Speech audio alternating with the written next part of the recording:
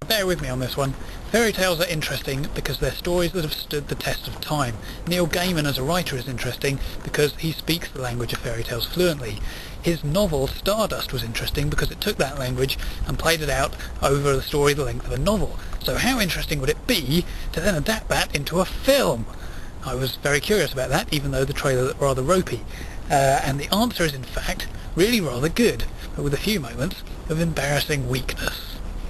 Now, whenever you have a movie that's adapted from a book, you've always got to wonder exactly how they're going to go about it, what they're going to cut out, because books are always too long to make sensible length movies. In this case, they changed a few things, cut out some bits, and generally made it more efficient. I think they did a really good job of it.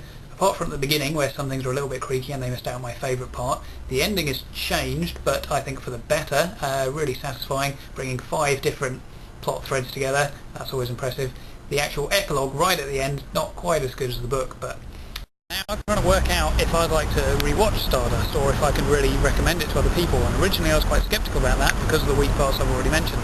But now that I've had a day for it to kind of sink in, I've changed my mind, because really I just keep going back to it in a very childish way and thinking, oh, wasn't that a bit good? It just really takes me back to being a kid, seeing films and being amazed by stuff. And for a fairy tale movie like this, that is exactly what you want. So in that regard, I wholeheartedly recommend it.